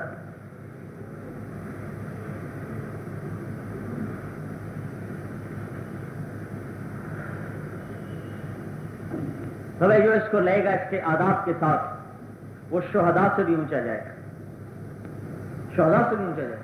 اور اگر اس کے آداب کے ساتھ نہیں لے گا تو سب سے پہلے دوزخ میں اسی کو ڈالا جائے گا. اول الناس یقضی علیہ یوم القیامہ، سب سے پہلے جس پر قیامت کے دن فیصلہ کیا جائے گا عالم ہوگا، جس کو اللہ تعالیٰ بلا کر پوچھے گا اور کہے گا تیرے لیے قرآن سکھایا. اللہ تعالیٰ فرمائیں گے کذبت، جھوٹ کہتا، تو نے علامہ کہلانے کے لیے، قاری کہنے کے لیے کہلایا، جہنم میں جا رہا ہے. شہید سخی کتنے بڑے اعمال ہیں کہ شہید کے خون کا پہلا قطرہ گرا اور جنت واجب ہو گئی. اور سخاوت جنت کا درخت ہے، جو اس کی کسی شاخ سے اٹک جائے گا سیدھا جنت میں جائے گا. ان اللہ جمیل یحب الجواد یحب الجمال جواد یحب الجود. اللہ جمیل ہے، جمال کو پسند کرتا ہے. اللہ سخی ہے، سخاوت کو پسند کرتا ہے. لیکن اس کے باوجود یہ تینوں کے تینوں دوزخ میں ڈال دیے جائیں. علم تو تھا، آداب نہیں تھے. سخاوت تو تھی، آداب نہیں تھے. شہادت تو تھی، آداب نہیں تھے. تو بھائی ایک تو ہم اس کی رعایت کریں، اپنی کتاب کا ادب ہو، اپنے استاد کا ادب ہو. اور یہ بھی میرے بھائیوں علم کے آداب میں سے ہے. جو آپ میں سے ہمت رکھتے ہوں، جن کو استطاعت ہو، وہ مدرسے کی روٹی کے پیسے مدرسے میں جمع کرایا کرو. مدرسے کی روٹی نہ کھایا کرو. یہ زکوٰۃ کا پیسہ ہوتا ہے، لوگوں کی زکوٰۃ ہے. اور زکوٰۃ مال کی میل کچیل ہے. پھر آج کل کی کمائیاں اکثر خراب ہیں. کوئی لاکھوں میں ایک ہے جس کی کمائی حلال ہے، ورنہ مشتبہ، حرام، ملا جلا. اور پھر اس میں پھر وہ بھی زکوٰۃ. تو عام میں سے جو ذی استطاعت ہیں، جن کو اللہ نے استطاعت دی ہے، وہ مدرسے میں وہ جو ناظم ہیں یہاں ان سے پوچھیں کہ جی ایک دن کی روٹی کا کتنا خرچ آتا ہے. وہ بتائیں 5 روپے ہے، 6 روپے ہے، 10 روپے ہے. تو اس کے حساب سے مدرسے میں جمع کرایا کرو تاکہ اپنے پیسوں سے آپ پڑھ سکیں. اس میں زیادہ عظمت پیدا ہوگی، قدر پیدا ہوگی. الٹا آپ مدرسے والوں کو کہو کہ ہمیں وظیفہ دو، تو کیا پاک پڑھو گے پھر آپ؟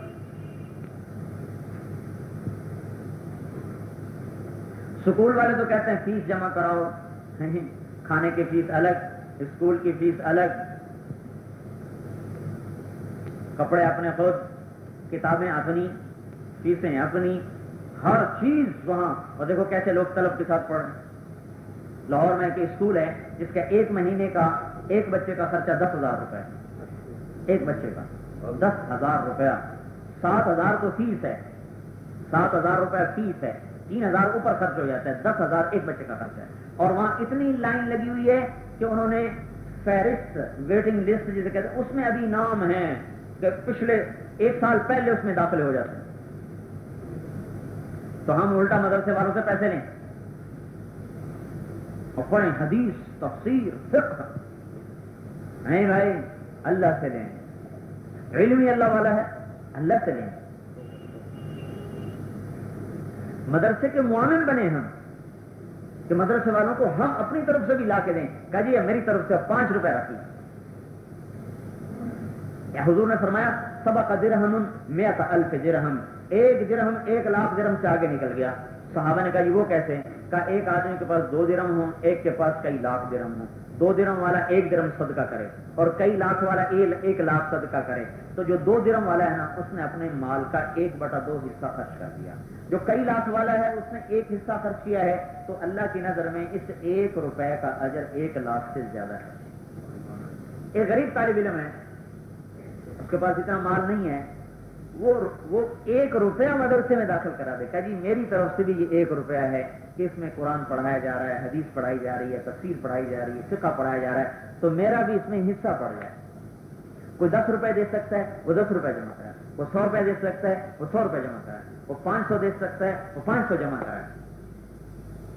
اپنے استادوں کے مددگار بنے، سیل میں برکت ہوگی، نورانیت آئے. اور بھائی دوسری بات یہ ہے کہ حضور صلی اللہ تعالی وسلم نے آپ کو اپنا وارث بنایا ہے. اور وراثت میں علم دیا ہے اور میدان اپنی امت دی ہے کہ میرے علم کو میری امت تک پہنچاؤ۔ اب اس میں ایک تو ہے مدرسے کی چار دیواری میں جو رہتے ہیں وہ بھی طالب علم ہیں، یہ وہ ہیں جو لینے کے لیے آ گئے ہیں، اور یہ جو باہر پھر رہے ہیں یہ وہ ہیں جو لینے آئے نہیں، ان کو بھی دینا ہے۔ ہم 300 کو پڑھا کر بری الذمہ نہیں ہو جاتے اپنی ذمہ داری سے۔ ایک استاد کو 10 بچے دیے جائیں پڑھانے کے، وہ ایک کو پڑھاتا رہے 9 کو چھوڑ دے تو بری الذمہ تو نہیں ہو سکتا۔ اللہ تعالیٰ نے علماء کو حضور صلی اللہ علیہ وسلم کا وارث بنا، ان العلماء ورثۃ الانبیاء وان العلماء ان الانبیاء لم يورثوا دینارا ولا درہما انما ورثوا العلم فمن اخذه اخذ بحظ وافر۔ تو اللہ تعالیٰ نے اس امت کے علماء کو نبیوں کی شان دی ہے، حضور کا نائب بنایا ہے۔ بھائی ہم اس کی نسبت سے آپ کی خدمت میں عرض کر رہے ہیں کہ آپ ان کے پاس بھی جائیں جو مسجد میں نہیں آتے، علماء کے پاس نہیں آتے، جو مدرسے میں نہیں آتے، جمعے کی بات نہیں سنتے، کسی درس میں نہیں بیٹھتے، کسی درس حدیث میں نہیں بیٹھتے، درس قرآن میں نہیں بیٹھتے۔ ایک دفعہ میں ایک گاؤں میں تھا، میں نے ایک آدمی سے پوچھا بھائی ہمارے نبی کا نام کیا کیا؟ جی پتہ نہیں، پتہ کوئی نہیں۔ پھر ایک چوتھے سے پوچھا ہمارے نبی کا نام کیا کیا؟ جی رسول پاک۔ پھر ایک اور سے پوچھا جی ہمارے نبی کا نام کیا کیا؟ جی پتہ کوئی نہیں۔ میں نے کوئی 20-25 آدمیوں سے پوچھا ہمارے نبی کا نام کیا ہے، کسی ایک نے نہیں بتایا۔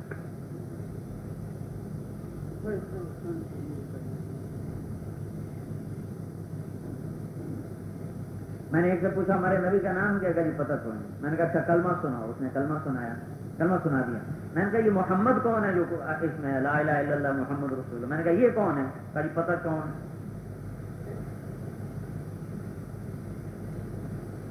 اب ان کو بتانا بھی آپ کے ذمہ، نہیں بتائیں گے تو پکڑے جائیں گے۔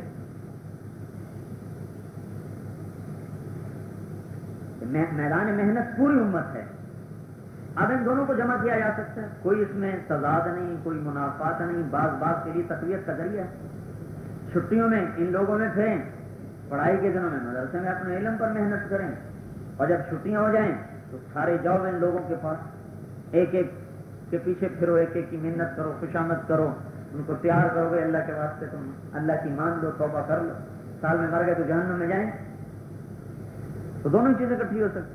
مدرسین بھی جا سکتے ہیں، اب شعبان میں اپنا کوئی بدل تیار کر کے مدرسے والوں کو دے دیں، سال لگا سکتے ہیں، سال کی نہیں کوئی ترتیب بنی تو کم از کم شعبان رمضان تو لگا سکتے ہیں تبلیغ۔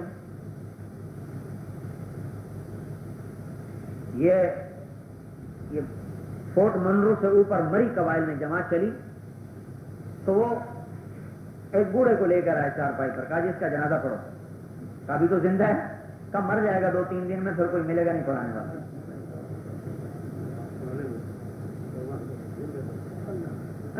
رائمنڈ میں کارگزاری ہم نے سنی، پورے علاقے میں کسی کو کلمہ نہیں آتا، کسی کو نماز کہاں سے آئے گی؟ تو بھائی یہ پھرنا بڑا ضروری ہے، آپ کی ذمہ داری زیادہ ہے، لہذا آپ سے کہتے ہیں تو سال دو۔ اور اس میں 2 پہلو، اپنی تربیت بھی ہوتی ہے اور اپنا منصب بھی ادا ہوتا ہے۔ تربیت مجاہدے کے بغیر نہیں ہوا کرتی، اب مجاہدہ نکل چکا ہے مدرسوں سے بھی، خانقاہوں سے بھی۔ اب تو جو مجاہدے کی بھٹی سے گزرے گا اس کی تربیت ہوگی، نہیں گزرے گا نہیں ہوگی۔ تو پیدل پھریں، کہیں سر پہ دستر ہو، سورج تپ رہا ہو، جاتے ہی مسجد میں پہنچے تو اگلے ڈنڈے لے کے آ گئے، نکلو مسجد سے تمہاری ایسی تیسی۔ اب اللہ کی طرف رجوع جو ہوگا نا، ایک میں مولوی صاحب کو سال کے لیے لے کے آیا، ان کے گھر سے ایک گاؤں میں ہماری جماعت گئی، وہ یہاں مولوی صاحب بیٹھے تھے، یہاں ایک بڑے میاں بیٹھے تھے، مجمع بیٹھا تھا۔ بیان کے بعد ہم نے تشکیل شروع کی بھی، کون تیار ہے؟ یہ پہلی دفعہ آئے تھے، ان کو پتہ نہیں بھائی کسی کو کیسے تیار کرنا ہے 4 مہینے چلے کے لیے۔ پہلے سلام دعا کرتے ہیں، پھر حال احوال لیتے ہیں، پھر تعارف کرتے ہیں، پھر آہستہ سے اپنی بات رکھتے ہیں کہ اگر آپ کا بھی ارادہ ہو۔ اتنی ترتیب کا تو ان کو پتہ نہیں تھا، ان کا پہلا ہی دن تھا۔ تو وہ بوڑھا آدمی تھا، 70 سال اس کی عمر، تو مولوی صاحب کہنے لگے بابا جی تو بھی چل 4 مہینے کے لیے۔ اس نے ایک تھپڑ مارا، انہوں نے کہا یہ ساری مسجد میں تجھے میں ہی نظر آیا ہوں جانے کی، نہ میرے منہ میں دانت ہے، نہ مجھے سنتا ہے، نہ مجھے دکھتا ہے، 4 مہینے لگا۔ مولوی صاحب نے جو سر نیچے کیا، میں نے کہا اب مولوی صاحب تو گئے واپس، تو میں نے ان سے دعا کرا دی، دعا کے بعد میں نے رخصت کر دیا. میں نے ان کو میں نے کہا مولوی صاحب آپ کی بڑی بے کرامی ہوئی، معاف کرنا. کہنے لگے پہلے تو تیرے اوپر غصہ ہے کہ یہ ساری ذلت اس کی وجہ سے ہوئی ہے، مجھے تو میرے استادوں نے کبھی نہیں مارا، اس بڈھے نے مجھے کیوں مارا. پھر کہنے لگا لیکن ایک بات ہے کہ صبر کا پتہ آج ہی چلا ہے کہ صبر کسے کہتے ہیں. تو ظاہر بات ہے صبر کی گھاٹی سے گزرو گے تو صبر کا پتہ چلے گا، نہیں گزریں گے تو کیسے پتہ چلے گا. توکل کی گھاٹی سے گزرے گا تو توکل کا پتہ چلے گا، نہیں گزرے گا تو توکل کا کیسے پتہ چلے گا. احسان کی وادی طے کرے گا تو احسان کا پتہ چلے گا، نہیں طے کرے گا تو کیسے پتہ چلے گا. تو بھائی اس تبلیغ میں نکلنے کے دو پہلو ہیں، ایک اپنی ذاتی تربیت ہے اور ایک ان لوگوں تک اللہ کا پیغام پہنچانا ہے جو آج کلمہ بھی نہیں جانتے.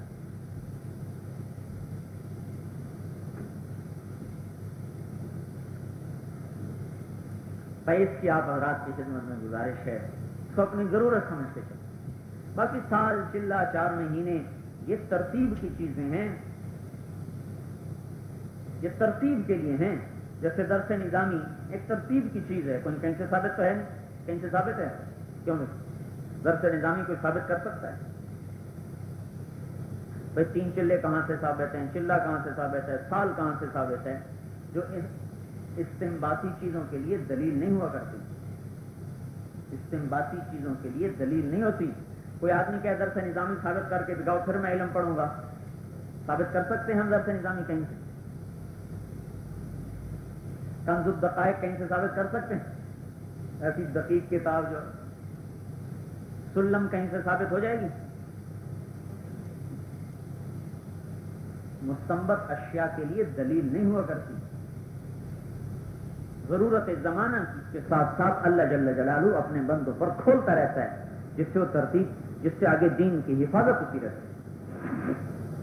ہندوستان پاکستان میں اللہ پاک نے اپنے بعض بندوں پر اس چیز کو کھولا تو آج مدرسے موجود ہیں، مکاتب موجود ہیں. چلے عرب ممالک میں نام ہی اڑ گیا مدرسوں، ختم ہو گئے. ایک چیز ہوتی ہے احداث فی الدین جسے کہتے ہیں بدعت، ایک ہوتا ہے احداث للدین، دین کے لیے کسی چیز کو وجود دینا، اور دین کے اندر کسی چیز کو وجود دینا. دین کے اندر وجود دینا تو بدعت ہوتا ہے، اور دین کے لیے وجود دینا وہ تو ہر دور میں ضرورت زمانہ کے ساتھ ساتھ اللہ اپنے بندوں سے نئے ترتیبوں کو نکالتے رہے. طرق اربع کہاں سے ثابت ہے؟ قادریہ، سہروردیہ، چشتیہ، نقش بندیہ، ان سے اللہ نے کتنا دین کا کام لیا، کتنے کروڑوں انسانوں کو ہدایت ملی ہے. کوئی ثابت کر سکتا ہے؟ 1000 دفعہ لا الہ الا اللہ کہو، اتنے دفعہ الا اللہ کہو، اتنے دفعہ اللہ کہو، اتنے دفعہ ہو کہو، کہیں سے ثابت ہے؟ لیکن اگر کوئی اس چکر میں پڑے گا تو خود ہی بیچارہ نقصان اٹھائے گا، گمراہ ہوگا. اب نقش بندی کہتے ہیں خاموش ہو کے بیٹھ جاؤ، زبان تالو سے لگا لو اور یوں تصور کرو کہ میرا دل اللہ اللہ کر رہا ہے. ابھی کہیں سے ثابت ہے؟ لیکن ان سے اللہ نے کتنوں کو ہدایت دی. امام راضی جیسے کوئی کا ایمان بچ گیا. بھائی امام راضی وہ شخصیت ہیں کہ ایک محفل میں کہنے لگے سورۃ فاتحہ سے 10,000 مسئلے نکل سکتے ہیں، تو لوگ ہنسنے لگے، یہ کیا کہ آپ نے کیسی بات کر. تو اسی وقت قلم اٹھایا اور تفسیر کبیر کو وجود اللہ تعالیٰ نے عطا فرمایا، اور پہلی جلد اول میں نے پڑھی سورۃ فاتحہ کے سے 10,000 مسئلے نکال کے دی. جب آیا موت یہ گئے شہاب الدین سہروردی جو نقش بندیہ کے جو بانی ہیں ان کے پاس، جب بیعت ہوئے انہوں نے ذکر بتلائے تو چوتھے دن اندر سے ہر چیز نکلنے لگی. انہوں نے کہا جی وہ تو سارا نکل رہا ہے. انہوں نے کہا کچھ نکلے گا تو کچھ آئے گا. کہا میں نے اس لیے نہیں سب کچھ حاصل کیا تھا کہ سب کچھ نکل جائے، چھوڑ کے آگے. وہ تو ویسے اللہ نے وہ زمانہ ایسا بنایا تھا کہ جس کے بغیر ہی ہر علم والا صاحب سلوک تھا، صاحب تقویٰ تھا، اللہ سے ملا ہوا تھا. لاکھوں انسان امام راضی کے ہاتھوں طائب ہوئے، ان کے بات میں ایسی تاثیر تھی، ہزاروں انسان توبہ کر لیتے تھے صرف ان کی بات سن کر. جب موت کا وقت آئے تو آ گیا شیطان کا، بھائی دلیل دو، بھائی اللہ ہے. یہ تو ساری زندگی منطق فلسفے کے امام تھے. اب انہوں نے ایک دلیل دی توڑ دی، دوسری دی توڑ دی، تیسری دی توڑ دی، 100 دلیلیں دی، اس میں 100 کی 100 توڑ دی. اب ماتھے پہ پسینہ ہے تو شہاب الدین سہروردی رحمۃ اللہ علیہ پر کھل گیا. تو انہوں نے وضو کا پانی لیا اس مسا کے لیے کہ کیا ہو امام وقت خطرے میں پڑ گیا، کوئی پانی ایسے پھینکا تو کہتا کیوں نہیں بے دلیل مارا، بے دلیل مانا، جیسے جب پانی کے چھینٹے منہ پہ پڑے کہ دفع ہو جا، میں نے اللہ کو بے دلیل مانا۔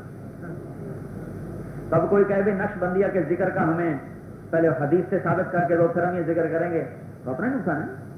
مجدد الفسانی کون سے؟ نقش بندی سلسلے کے، کتنا بڑا اللہ نے ان سے کام لیا ہے، لیکن کوئی ثابت کر سکتا ہے کہ صحابہ میں سے کسی نے اس طرح کیا ہو؟ ایک اور مزے کی بات بتاؤں، یہ سارے طرق کے جو اربع ہیں، نقش بندی، قادری، سہروردی اور چشتی، یہ حضرت حسن بصری پہ ختم ہوتے ہیں، اور حسن بصری پہ حضرت علی پہ ختم ہوتے ہیں، اور محدثین کے نزدیک حسن بصری اور حضرت علی کی ملاقات ثابت کوئی نہیں۔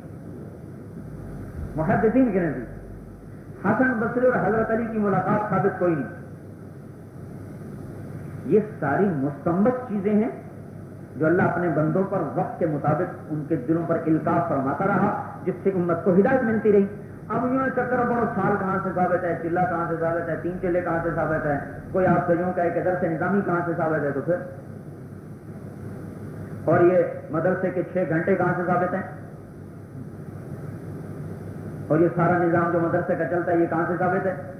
250 سال تو پوری امت میں مدرسہ کوئی نہیں تھا۔ 297 ہجری میں پہلا دار الطلبہ بنا ہے، مدرسہ نہیں بنا، دار الطلبہ، مصر میں فسطاط میں۔ احمد ابن طولون ترکی بادشاہ تھا جو بنو عباس سے باغی ہو کر اپنی مستقل حکومت کو اس نے اعلان کر دیا تھا۔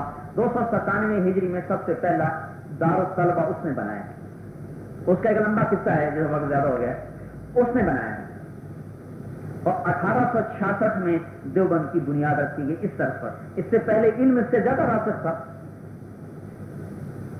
تو میرے بھائیوں، جو مستنبط چیزیں ہوتی ہیں وہ ضرورت زمانہ کے ساتھ ساتھ اللہ اپنے بندوں پہ القاء فرماتا رہتا ہے، اس کے فائدے ثمرات کھلے نظر آتے ہیں۔ دیکھو درس نظامی چلا تو آج علم کی میں حفاظت ہے ہندوستان پاکستان میں، ایک ایک جزی موجود ہے نا، ایک ایک جزی موجود۔ جب فلسطین کی سرزمین، فلسطین 1940 یا 36 اس کی انگریزوں نے زمین خریدنی شروع کی فلسطین کی، تو صرف ہندوستان سے مفتی کفایت اللہ صاحب نے فتویٰ دیا کہ اس زمین کا بیچنا حرام ہے۔ پورے عالم میں مفتی کفایت اللہ صاحب رحمۃ اللہ علیہ، جن کو مفتی ہند، میں یوں کہتا ہوں وہ مفتی عالم تھے، مفتی ہند نہیں تھے، اور انہوں نے فتویٰ دیا کہ فلسطین کی سرزمین کا بیچنا حرام ہے۔ تو علماء عرب نے کہا یہ اجمی عالم، یہ ہندی، یہ ہندوؤں کی اولاد، یہ ہمیں فتوے دیتی ہے، اپنی ملک کا بیچنا کہاں سے ناجائز ہے؟ بھئی میری یہ گھڑی ہے، میں آپ کو بیچ دوں، ناجائز ہے؟ اب ظاہری حرمت کی کوئی وجہ نظر نہیں آ رہی، تو کیوں اس کا بیچنا حرام ہے؟ عربوں کی زمین ہے، وہ فلسطینیوں کی زمین ہے، اور وہ پتہ کیا کہتے تھے کہ یہ زمین دے دو، اس کے بدلے میں امریکہ میں اس سے 10 گنا لے لو، انگلینڈ میں اس سے 10 گنا لے لو۔ جنوبی امریکہ میں فلسطینی بھرے پڑے ہیں، اور ان جنوبی امریکہ والوں سے بڑے تاجر ہیں، 10 ایکڑ میں ایک دکان 10 ایکڑ میں ایک اسٹور ان کے، پوری مارکیٹ ہے ایک ارب کی، لیکن کلمہ بھول چکے، نماز بھول چکے، عورتیں عیسائی، بچے عیسائی، مرتد۔ تو انہوں نے بیچنی شروع کر دی۔ مفتی صاحب کا فتویٰ گیا کہ یہ حرام ہے۔ میں نے کہا کیسے حرام ہے؟ اپنی مل کا بیچنا جائز ہے۔ اللہ فرمایا اس میں امت کا اجتماعی نقصان آئندہ چل کے ہو جائے، اور تم سارے خون کے آنسو رو گے، اور تمہارا کوئی پرسان حال نہیں ہوگا۔ 1964 میں جماعت گئی فلسطین، 64 میں ہمارے کراچی کے عبد الرشید صاحب، انہوں نے کہا ہم وہاں کے مفتی اعظم سے ملے تو انہوں نے اپنی داڑھی کو کہا انا الخبیث، یوں کہا انا الخبیث، میں وہ خبیث ہوں جس نے مفتی کفایت اللہ کے فتوے کو کاٹا تھا۔ یوں کہا انا الخبیث، میں وہ خبیث ہوں جس نے مفتی کفایت اللہ کے فتوے کو کاٹا تھا، وہ کہا تھا کہ یہ ہندو کا بچہ ہمیں مسئلے سناتا ہے۔ یہ درس نظامی کی حفاظت ہوئی تو اتنے بڑے انسان وجود میں ہے، تو ثابت کہیں سے نہیں۔ جب عبد الوہاب نجدی کی تحریک اٹھی اور سارے صحابہ کے گنبد ٹوٹ گئے، سب زمین بوس ہو گئے، اب آخر میں فتویٰ دیا کہ کہ حضور صلی اللہ علیہ وسلم کا گنبد بھی گرا دیا جائے. لے بھائی وہ تو ساری اسلامی سلطنت میں شور مچ گیا. تو وہ عبدالعزیز تھا بادشاہ, انہوں نے کہا اچھا بھائی یہ اگر میں نے یہ کر دیا نا تو کھپ پڑ جائے گی ساری دنیا میں, لہذا علماء کو بلا کے مناظرہ کرو. تو ساری دنیا سے علماء کو دعوت کی, ساری دنیا سے علماء گئے.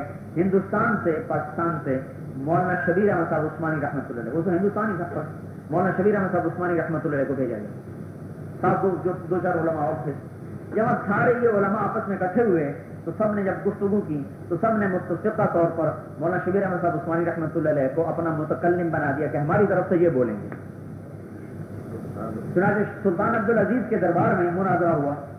پہلے علماء عرب نے اپنے دلائل پیش کیے جو سنتے رہے, پھر یہ کھڑے ہوئے, پھر انہوں نے اپنے دلائل دینے شروع کیے. جب انہوں نے 2 گھنٹے وہاں انہوں نے خطاب کیا, جب 2 گھنٹے ختم ہوئے تو عبدالعزیز سن کہنے کا عجیب الہندی, ہندی کا جواب دو. ایک عالم نہیں اٹھ سکا. عجیب الہندی, جواب دو نا ہندی کو, ایک بھی نہیں بول سکتے. تو مولانا شبیر احمد صاحب عثمانی رحمۃ اللہ علیہ کی اس بیان پر اس گنبد کو باقی چھوڑا گیا. بعد میں مولانا شبیر احمد صاحب رحمۃ اللہ نے فرمایا ابھی تو بیان عربی میں تھا, اگر یہ مجھے اردو میں موقع دیتے بولنے کا تو جو انہوں نے گرائے ہیں نا یہ وہ دوبارہ بنا دیتے. ابھی تو بات عربی میں تھی, میں عربی میں پورا اپنا محفوظ نہیں کہہ سکتا. تو میرے بھائیو, اس لیے سال کے لیے نکلو, بہت ضروری ہے تربیت کے لیے بھی اور ان لوگوں پر محنت کے لیے بھی جو جہنم کی وادیوں میں کھینچے چلے جا رہے ہیں. تو بتاؤ بھائی کون ہمت کرتا ہے؟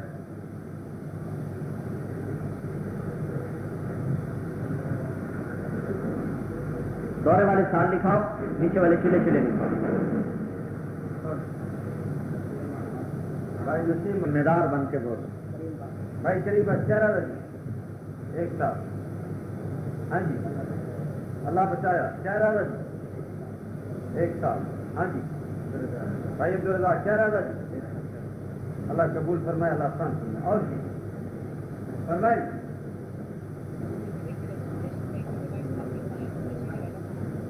بلّہ بھی اپنا بدل تیار کر کے دے دیں اور چلے جائیں. محمد السلام چہرہ رکھ. چلا. ہاں جی جبیر الرحمان چہرہ رکھ. ایک تو میرے دوستو جو آلات علم ہیں, کتاب, قلم, کاغذ, اس کا بھی ادب کرنا چاہیے. چھ جائے کہ استاد جو پڑھانے کا ذریعہ بنا, میں تو کتاب کا بھی ادب کرنا چاہیے, قلم کا بھی ادب ہو, کاغذ کا بھی ادب. جو چیز علم کے لیے استعمال ہوتی ہے ہر چیز قابل احترام اور قابل قدر ہے. تو استاد کا بھی ادب ہو. تو وہ ایک حضرت ثانی رحمۃ اللہ نے لکھا ہے ایک واقعہ کہ 2 طالب علم تھے, ایک ہی جگہ پڑھتے تھے. دونوں جب واپس آئے تو ایک کا علم بہت چلا, ایک کا اتنا نہیں چلا. تو تحقیق پر پتہ یہ چلا کہ جس کے علم کا بہت زیادہ فیضان ہوا, ایک تو وہ باوضو کتاب ہمیشہ پکڑتے تھے, دوسرا قبلہ رخ ہو کے مطالعہ کرتے تھے. جو دوسرے تھے وہ اس کا اہتمام نہیں کرتے تھے.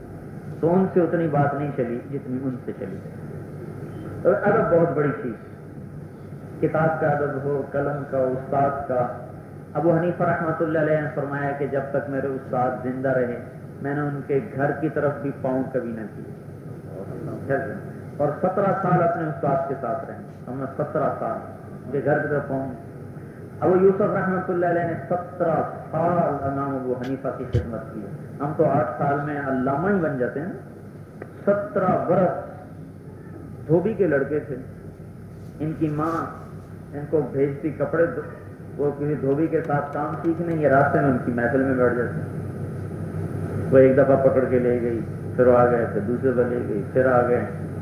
تو انہوں نے ایک تیسری دفعہ آئی, کہنے لگی بھائی تو بڑا مالدار آدمی ہے, پیسے والا ہے, تو بیٹھا رہے تو تیرا تو چلتا رہتا ہے سلسلہ. یہ غریب یتیم کا یتیم ہے اور میرے گھر میں اکیلا ہے, کیوں اس کے پیچھے پڑ گیا ہے, کیوں اس کو خراب کرتا ہے, بیچارے کو کچھ کمانے دے. انہوں نے کہا ارے اللہ کے بندی میں تو یوں دیکھ رہا ہوں, انہو یاکل الفاغوزج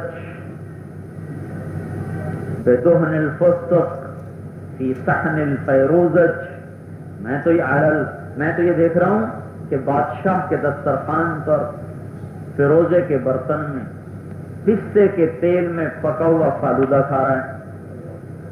تو کہنے لگی بڈھا ہو گیا نا اس لیے دماغ خراب ہو گیا الٹی سیدھی باتیں کرتا ہے. انہوں نے کہا اچھا تو کتنا اس سے کمواتی ہے مہینے میں؟ اس نے کہا اتنے تجھے ہر مہینے مل جایا کریں گے، تو بیٹھ جا. تو اب یوسف رحمۃ اللہ فرماتے ہیں 17 سال میں نے ابو حنیفہ کے ساتھ گزارے، ان کی خدمت کی، نوکر بن گئی. پھر اللہ نے کیا کیا، دنیا میں ایک انسان ہے اسلامی سلطنت میں جو چیف جسٹس بنا ہے، چیف جسٹس. اس کے بعد ان کی وفات کے بعد پھر یہ عہدہ ویسے ہی ختم ہو گیا، ان کی زندگی میں رہا اور اس کے بعد پھر کسی کو نہ مل سکا. قاضی القضات، بنو عباس کے قاضی القضات ابو یوسف رحمۃ اللہ علیہ. ایک دن ہارون رشید کے دسترخوان پر کھانا کھا رہے تھے تو فیروزے کا برتن ڈھکا ہوا آیا تو امیر المومنین کے سامنے رکھا گیا. انہوں نے ڈھکن اٹھا کے دیکھا تو ابو یوسف رحمۃ اللہ علیہ کے آگے گیا کہ ابو یوسف یہ کھاؤ، ہمارے دسترخوان پر بھی یہ کبھی کبھی پکتا ہے، کبھی کبھی پکتا ہے. مگر کیا ہے؟ کہ یہ فالودہ ہے پستے کے تیل میں بنا ہوا. تو وہ ہنسنے لگے، کہنے لگے کیوں ہنسے ہو؟ کہ ابو حنیفہ رحمۃ اللہ علیہ نے ایک مرتبہ یوں کہا تھا کہ میں اسے بادشاہوں کے دسترخوان پر فیروزے کے برتن میں پستے کے تیل میں پکا ہوا فالودہ کھاتا دیکھ رہا ہوں. ہاں جو اللہ نے مجھے منظر دکھا دیا. تو کہنے لگے رحم اللہ ابا حنیفہ، اللہ ابو حنیفہ پر رحم کرے، وہ دل کی آنکھ سے وہ کچھ دیکھ لیتے تھے جو ظاہر کی آنکھ سے بھی کسی کو نظر نہیں آتا. تو بھائی ادب بڑی چیز. پڑھنے کے بعد جمعرات کو چھٹی ہوتی ہے، ادھر ادھر گھومنے پھرنے کی بجائے آپ جماعت میں چلے جایا کریں. جماعت بنا کے کسی گاؤں میں چلے جائیں، وہاں لوگوں کو کلمہ سکھائیں، نماز سکھائیں، وضو سکھائیں، طہارت سکھائیں. بیچاروں کو کچھ پتہ نہیں، ان کو آخر ہیں وہاں وہ جمعرات کی جو چھٹی ہوتی ہے اس میں لڑکے جماعت میں جاتے ہیں. کسی کو کوئی تقاضا ہوتا ہے تو گھر چھٹی لے کے چلا جاتا ہے. عام طور پر بچے جمعرات کو جماعت میں جاتے ہیں. اس سے بہت فائدہ ہوتا ہے، بہت دل نرم ہوتا ہے، پڑھنے کا شوق زیادہ ہوتا ہے، ہر چیز میں ترقی ہوتی ہے. ایک گزاری یہ تھی اگر کبھی جمعرات میں نہیں جانا ہو سکا تو مرکز میں چلے جایا کریں. یہاں جو مرکز ہے وہاں جا کے رات گزار لیا کریں، وہاں بات سنا کریں، ٹھہرا کریں، صبح کا بیان سن کے آ جایا کریں. اور بات وجہ اس کی یہ ہے کہ ہم فضائل نہیں پڑھتے نہ پڑھاتے ہیں، ہم مسائل پڑھتے ہیں، مسائل پڑھاتے ہیں. مسائل کے پڑھنے پڑھانے سے ایمان میں تازگی نہیں آتی. ضرب یضرب ضربا فهو ضارب ہونے سے کتنا ایمان بڑھا بتاؤ پھر.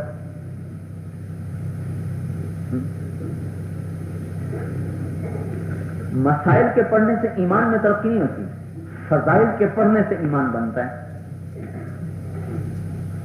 بھائی جنت میں نہر ہے جس کا نام ریان ہے، جس سے مرجان کا شہر ہے، جس کے 70,000 سونے چاندی کے دروازے جو حافظ قرآن کو ملے گا، یہ سن کر تو شوق بڑھتا ہے، ایمان بڑھتا ہے، قرآن کی عظمت پیدا ہوتی ہے. بھائی جنت میں ایک حور ہے، جب وہ چلتی ہے تو 70,000 خادم اس کے دائیں طرف ہوتے ہیں، 70,000 بائیں طرف ہوتے ہیں، 1,40,000 خدام اس کے دائیں بائیں ہوتے ہیں. اس کے جسم پہ 70 جوڑے ہوتے ہیں، ہر جوڑے کا رنگ الگ ہوتا ہے، خوشبو الگ ہوتی ہے. وہ مشک، عنبر، زعفران، کافور سے بنی ہوئی ہے. وہ سمندر میں ٹھوک ڈالے تو ساتوں سمندر شہد سے زیادہ میٹھے ہو جائیں گے. وہ سورج کو ایسے انگلی دکھائے تو سورج اس کی انگلی کے سامنے نظر نہیں آئے گا جیسے سورج کے سامنے ستارے نظر نہیں آتے. اور اگر موت کو موت نہ آئی ہوتی تو جنتی جب اس کو دیکھتے تو ایک ہی وقت میں سارے مر جاتے، لیکن وہ موت نہیں. لولا ان اللہ قضى لأهل الجنة الا يموتوا لماتوا من حسنها وجمالها. اگر موت کو موت نہ ہوتی تو اس کو دیکھ کے سارے مر جاتے. وہ کہتی این الامرون بالمعروف والناهون عن المنکر، کہاں ہیں بھلائی پھیلانے والے، برائی مٹانے والے. یہ سن کے تو جذبہ بڑھتا ہے، بھائی ایسی اللہ تعالیٰ نے حسین و جمیل، اللہ تعالیٰ نے وہاں جنت کی ساتھی بنا کے رکھی ہیں. یہ چیزیں تو ایمان کو بڑھاتی ہیں. یہ سارے فضائل ہیں حدیث پاک کی جلد ثانی میں. جلد اول جو ہوتی ہے اب وہ مسائل ہوتے ہیں. مسائل کے پڑھنے سے آدمی کے ایمان میں بشاشت نہیں آتی، فضائل کے پڑھنے سے بشاشت آتی. اب استقبال قبلہ، استدبار قبلہ پڑھ لیا آپ لوگوں نے. اب جب ہم نے پڑھا تھا نا یہ مسئلہ کیا ہے، مسئلے کی پہلے آپ حیثیت سمجھو کہ یہ حلال حرام کا مسئلہ نہیں ہے. حلال حرام کا ہے، کراہت اور بلا کراہت کا مسئلہ ہے. بھائی کمرے کے اندر قبلے کی طرف منہ کر کے پیشاب کرنا ہمارے نزدیک جائز ہے کراہت کے ساتھ، ٹھیک ہے؟ امام شافعی کے نزدیک جائز ہے بغیر کراہت کے ساتھ۔ اتنا ہی مسئلہ ہے نا، کراہت و عدم کراہت کا 3 دن ہم نے اس کو لکھا تھا، 3 دن لگے تھے۔ اب اس پر 3 دن پڑھنے پڑھانے سے کتنے ایمان میں ترقی ہوئی، مسائل کی ترتیب عمل کی شکل قائم کرتے ہیں، کچھ شوق نہیں جگاتے۔ اب آ گیا فضائل کا نمبر۔ ترمذی شریف ایسی کتاب ہے جلد ثانی کہ اس کی ایک ایک حدیث آدمی کو رلاتی ہے۔ جلد ثانی اب پڑھو، جب آئی جلد ثانی اب تو سال میں 1 مہینہ رہ گیا، 2 مہینے، ان کا چل بھائی 80 صفحے روزانہ، 70 صفحے روزانہ، 50 صفحے روزانہ، کہتے چل بھائی شالیمار ایکسپریس چلا دو بھائی۔ وہ ہم جو ہم نے ذرا عبارت پڑھنی اچھی آتی تھی، ہم بھی شروع ہو جاتے 80 صفحے ایک دن میں خاص پڑھا۔ تو فضائل کا علم آج مردہ ہو چکا ہے، اور فضائل کا علم مسائل میں جان پیدا کرتا ہے، وہ نہ ہم پڑھتے ہیں نہ پڑھاتے ہیں۔ پھر جو حدیث پڑھتے ہیں اس سے بھی تاثر نہیں لیتے، اس سے تاثر لیتے ہیں حنفیت کا کہ یہ حدیث احناف کا مستدل کیسے بن رہی ہے، اور یہ حدیث امام شافعی کے خلاف کیسے جا رہی ہے۔ لہذا اس حدیث سے جو اگلے عمل کا جو تاثر ہوتا ہے وہ پھر بھی قائم نہیں ہوتا۔ یہ میرے نزدیک دورہ حدیث 2 سال میں ہونا چاہیے، 1 سال پورا مسائل پڑھانے چاہیے، 1 سال فضائل سنانے چاہیے، فضائل کا علم۔ تو یہی آپ جماعتوں میں پھریں گے نا یا شب جمعہ میں جائیں گے، فضائل سننے میں آئیں گے، اس سے شوق بڑھتا ہے، ایمان بڑھتا ہے، ترقی ہوتی ہے۔ ورنہ خالی صرف ناب کی خشک بحثیں پڑھ کر تو آدمی کے اندر میں کوئی حلاوت نہیں پیدا۔